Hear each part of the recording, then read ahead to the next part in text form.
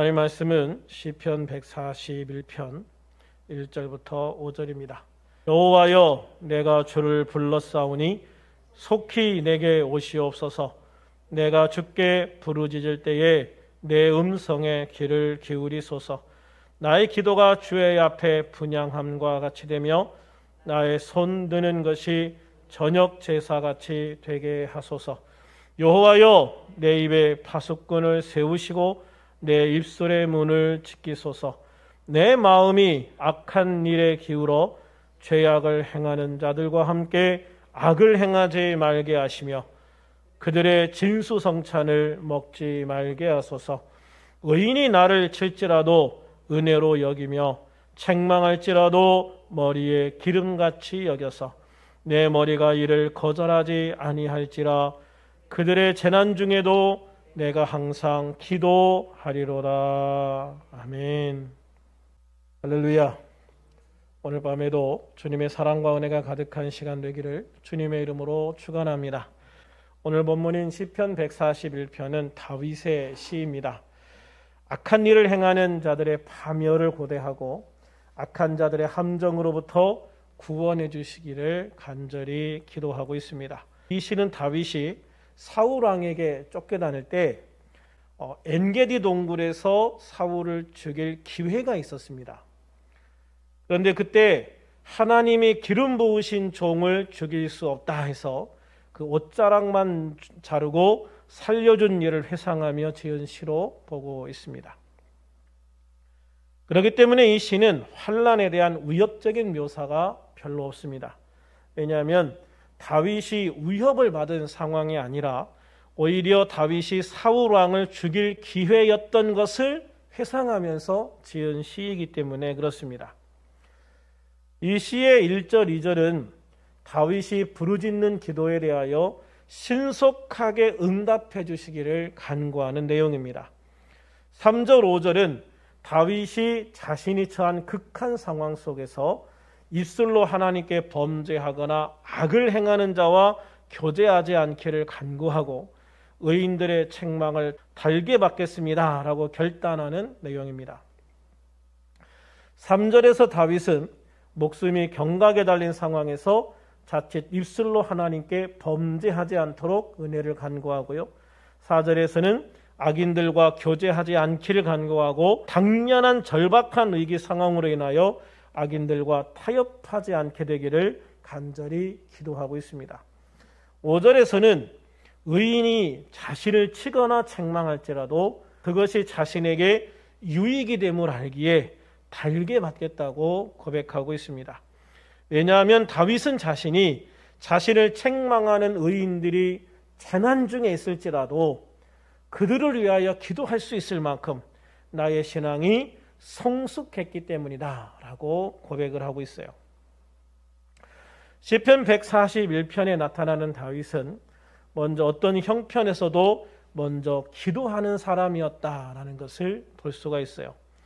다윗은 여호와의 이름을 부르며 속히 자신에게 오셔서 자신이 부르짖어 기도하는 그 기도에 응답해 달라고 간절하게 기도하고 있습니다. 1절, 2절을 같이 읽어볼까요? 시작. 여호와여, 내가 주를 불렀사오니 속히 내게 오시옵소서. 내가 주께 부르짖을 때에 내 음성에 귀를 기울이소서.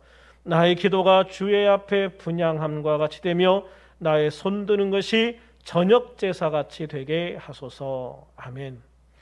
다윗은 여기에서 내가 주를 불렀사오니 내가 주께 부르짖을 때에 나의 기도가 나의 손 드는 것이 이렇게 기도한다는 표현을 계속 반복해서 이야기하면서 이 기도가 응답받기를 간절하게 사모하고 있죠.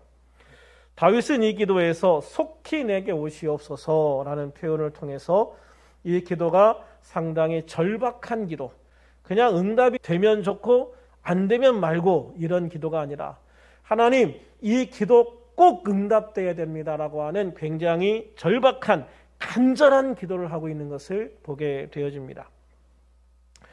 또한 이러한 표현들은 다윗이 자신의 기도를 들으시고 응답하실 하나님에 대한 확실한 믿음을 가지고 기도하고 있다는 것을 보여주는 거예요.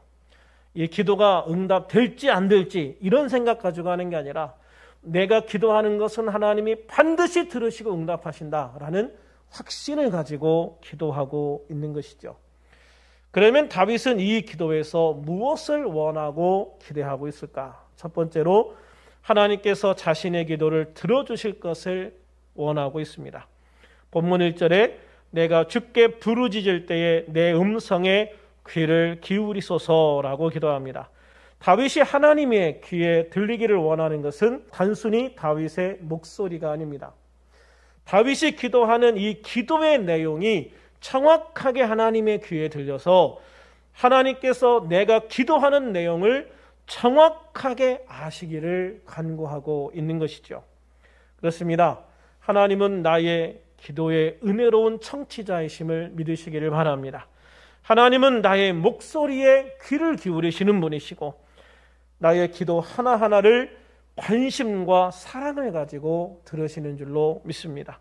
그러므로 우리들은 항상 나의 소원 하나하나를 나의 목소리로 하나님께 정확하게 전달할 수 있는 기도를 할 수 있어야 되는 거예요.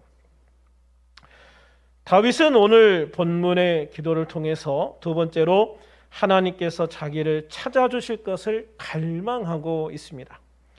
하나님께서 자기를 찾아주실 것을 갈망하고 있어요. 본문 1절에서 다윗은 속히 내게 오시옵소서, 속히 내게 오시옵소서라고 기도하죠. 우리는 기도할 때 하나님의 임재를 기대하고 바라봐야 돼요. 기도는 단순히 불특정한 대상에게 내가 하고 싶은 말을 다 해가지고 스트레스를 해소하는 게 아니기 때문에 그렇습니다. 우리의 기도는 예수님의 이름으로 하나님 아버지께 성령의 도움을 받아 기도하는 것이죠.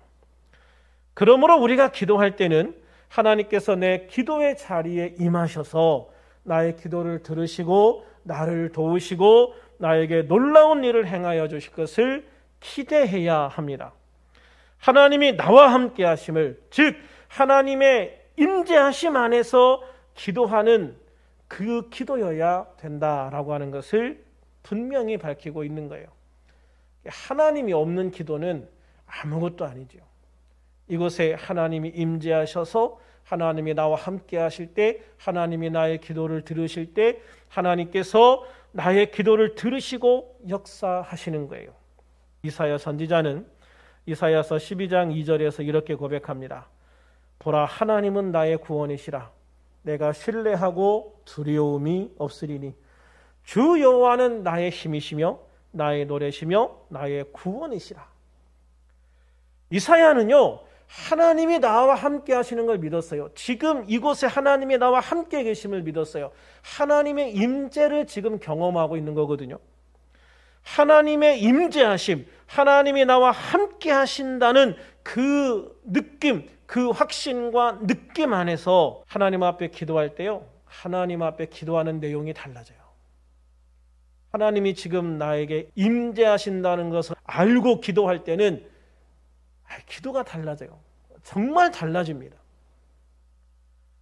그래서 이사야는 하나님은 나의 구원이십니다. 정말 지금 위험하고 급박하고 힘든 상황 속에서도 하나님은 나의 구원이시라 라고 자신 있게 선포하고 있는 거예요. 내가 신뢰하고 두려움이 없다. 내가 나의 구원이신 하나님을 신뢰하고 나의 구원이신 하나님을 신뢰하고 나의 삶 속에서 두려움을 없애버렸다는 거예요. 그 하나님이 나와 함께 하시니 두려움이 없다. 주 여호와는 나의 힘이시며 나의 노래시며 나의 구원이시다. 하나님은 나의 힘이시고 하나님은 나의 노래이시고 하나님은 나의 구원이시다. 나와 함께 하시는 하나님, 나에게 임재하신 하나님과 함께 기도할 때 이 기도는 정말 힘 있는 기도가 되고 능력 있는 기도가 되고 실제적인 기도가 되는 것을 볼 수가 있는 것이죠.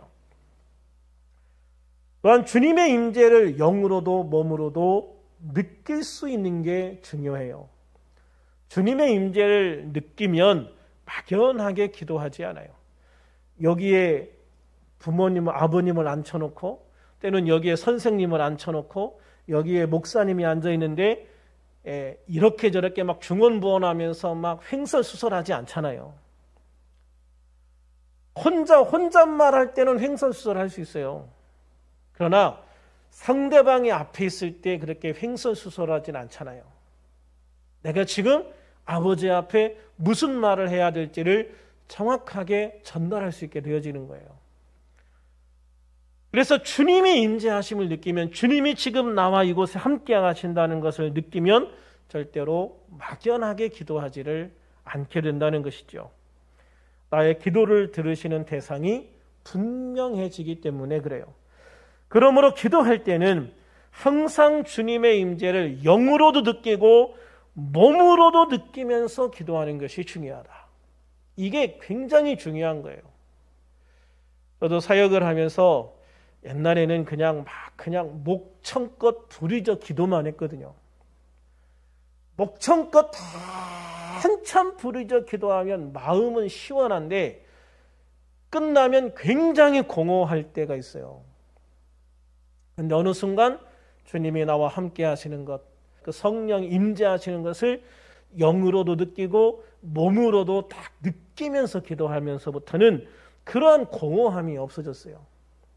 왜냐하면 주님이 지금 나와 함께 계시고 주님이 지금 나의 기도를 들으시고 나와 함께 주님의 역사를 만들어가고 계시다는 것을 느낄 수 있기 때문에 그렇습니다. 그래서 우리는 언제나 항상 주님 나에게 임해 주시옵소서, 주님 나에게 오셔서 나와 함께 주님의 역사를 만들어가 달라고 간절히 사모하면서 주님의 임재를 간구할 수 있는 우리들이 되기를 소망합니다. 다윗은 오늘 본문의 기도를 통해서 세 번째로 쉬지 않고 기도하는 성도가 되기를 소망하고 있어요. 사실 이게 오늘 말씀의 핵심이고 다윗의 기도하는 핵심이기도 합니다. 2절을 같이 읽겠습니다. 시작. 나의 기도가 주의 앞에 분향함과 같이 되며 나의 손드는 것이 저녁 제사같이 되게 하소서. 아멘. 다윗은 자신의 기도가 제사장들이 성소에 있는 분향단에 향을 피워 하나님을 영화롭게 하고 아침 저녁으로 드리는 상번제처럼 하나님께 흠양되는 제물이 되게 해달라라고 기도하고 있는 거예요. 상번제는 아침 저녁으로 하나님 앞에 제물을 올려놓고 제사를 지내는 걸 말하는 거예요. 그리고 이 분향한다라고 하는 것은 하나님 앞에 향을 피우는 거죠. 그런데 저 향이 절대로 꺼지면 안 돼요. 하루 24시간 1년 365일 저 향로의 향이 꺼지면 안 돼요. 저 향을 피우면 연기가 나잖아요. 저 연기는 기도를 의미해요. 그래서 기도가 항상 하나님 앞에 이렇게 올라가고 있다는 것을 상징적으로 나타내 주는 게 저 향로거든요. 절대로 꺼지게 하면 안 되는 거예요. 그래서 아침 저녁으로 하나님 앞에 제물을 드리고 제사를 드리는 것과 또 저 향을 꺼지지 않도록 항상 그 향을 잘 피우는 것, 이것이 제사장의 정말 중요한 업무 중 하나예요. 다윗이 제사장의 일상적인 업무인 분향단이니 상번제니 하는 것을 자신의 기도에 빗대서 말하는 것은 다윗 자신이 하나님께 드리는 기도가 결코 끊어지지도 멈추지도 않을 것이다 라는 것을 상징적으로 표현하고 있는 거예요. 그리고 내가 멈추지 않고 끊어지지 않고 계속 하나님 앞에 기도하는 나의 기도를 하나님이 기쁘게 받으시고 계시다라는 것을 상징적으로 표현하고 있는 것이죠. 그러므로 하나님의 성도인 우리들은 마땅히 하나님 앞에 기도해야 합니다. 기도하되 날마다 분향단의 향을 피우고 제물을 바쳐 번제를 드리듯이 기도해야 돼요. 그래서 우리의 기도가 하나님께 드릴 향기로운 연기가 되어야 될 줄로 믿습니다. 하나님 앞에 온전히 드려지는 제사가 되어야 될 줄로 믿습니다. 이 기도를 통해서 우리들은 끊임없이 하나님과 교통하고 교제해야 되는 거예요. 그런데 우리는 기도를 우리의 필요에만 맞춰서 생각하는 경향들이 많아요. 즉 우리가 기도를 우리의 필요를 성취하는 수단이나 욕심을 채우려는 수단으로 생각하기도 한다는 거예요. 그래서 어쩔 수 없는 위기와 곤란한 상황을 벗어나는 수단 정도로 기도를 생각을 해요. 그래서 평안하거나 아무런 문제가 없으면 기도의 필요성을 느끼지 못하고 기도를 안 하게 되는 거죠. 기도의 분향단을 꺼버리는 잘못을 범하게 되는 거예요. 그러다가 뭔가 문제가 생기면 기도해야 되겠네 라고 생각을 해요. 그런데 일단 꺼져버린 분향단의 불씨를 살리는 게 쉽지 않아요. 그러니까 계속 기도하는 사람이 기도하는 것과 문제가 생길 때만 기도하고 문제가 없을 때는 기도를 안 하던 사람이 문제가 생겨서 다시 기도할 때와 많이 다르죠. 우리가 며칠만 기도를 쉬어도 기도하는 것이 달라진다는 것을 금방 느껴요. 매일매일 하루에 한 번, 두 번, 세 번 기도하는 것과 그냥 며칠 만에 한 번 기도하는 것도 굉장히 느낌적으로 다르거든요. 그런데 하물며 그냥 문제가 없을 때 내가 특별히 기도할 필요가 없다고 생각할 때 기도 안 하고 그냥 몇 달, 몇 년을 쉬다가 문제가 생겨서 아이고 하나님 하고 나왔을 때 그 기도가 쉽게 되지 않는다는 거예요. 꺼져버린 분향단의 불씨를 다시 살리는 게 쉬운 일이 아니기 때문에 이 불씨를 꺼지지 않게 하는 것이 가장 쉬운 것이다. 할렐루야. 분향단의 불씨가 꺼지지 않도록 계속적으로 기도하는 것이 사실 기도하는 방법 중에 가장 쉬운 방법이다라는 거예요. 누가복음 21장 36절에서 예수님은 너희는 장차 올 이 모든 일을 능히 피하고 인자 앞에 서도록 항상 기도하며 깨어 있으라 라고 말씀을 하셔요. 너희는 장차 올 이 모든 일을 능히 피하고 인자 앞에 서도록 항상 기도하며 깨어 있으라 라고 하셨다는 것이죠. 마지막 때가 될수록 사탄의 유혹은 점점 거세질 거예요. 그 모든 사탄의 유혹을 물리치고 믿음을 지켜서 주님이 이 땅에 다시 오실 때 주님을 맞이하려면 우리는 깨어 기도함으로 나를 지켜야 된다라는 거예요. 에베소서 6장 18절에서 사도 바울은 모든 기도와 간구를 하되 항상 성령 안에서 하고 어디에서 하고? 성령 안에서 하고 이를 위하여 깨어 구하기를 항상 힘쓰며 언제 힘써요? 항상 힘쓰며 여러 성도를 위하여 구하라. 누구를 위하여 구하라? 여러 성도를 위하여 구하라 라고 권면하고 있어요. 이 약한 세대에 나 혼자 기도하는 것도 쉽지 않습니다. 그래서 우리는 항상 성령 안에서 성령의 도우심과 성령의 인도하심을 받아서 하나님의 온전한 뜻대로 기도할 수 있는 성도가 되어야 됩니다. 또한 나를 넘어 우리를 위해 나를 넘어 우리들을 위해 즉 여러 성도를 위하여 기도하는 성도가 되어야 돼요. 그래서 기도는 나만을 위한 게 아니에요. 기도는 우리 가족만을 위하는 게 아니에요. 기도는 우리 교회만을 위해서 하는 기도가 아니에요. 기도는 할 수 있는 많은 사람들을 위해서 중보하며 기도할 때 특별히 우리가 최소한 나라와 민족을 위해서 나라의 정치, 경제, 사회를 이끌어가는 지도자들을 위해서 그리고 한국의 교회와 교회의 지도자들을 위해서 끊임없이 기도할 수 있어야 돼요. 그래야 우리가 우리의 기도를 통해서 이 땅이 하나님의 축복받은 이 땅이 하나님의 역사를 이루어가는 땅이 되어질 줄로 믿습니다. 그러므로 데살로니가전서 5장 17절 쉬지 말고 기도하라. 쉬지 말고 기도하라 라고 하는 말씀처럼 우리의 신앙의 재단에서 기도의 향불이 꺼지지 않기를 축원합니다. 날마다 하나님 앞에서 향기로운 기도의 향을 피울 수 있는 성도가 되기를 주님의 이름으로 축원합니다. 우리들은 이 기도를 통해서 하나님과 끊임없이 교제하며 하나님과의 깊은 영적 만남을 지속해서 참되고 온전한 신앙인의 삶을 살아가는 우리들의 삶이 되기를 소망합니다. 기도하는 삶을 통해 하나님의 온전한 인도하심을 따라서 하나님의 보호하심 속에서 하나님의 놀라우신 능력 가운데에서 최선의 삶과 최고의 삶을 살아가는 우리들이 될 수 있기를 주님의 이름으로 축원합니다.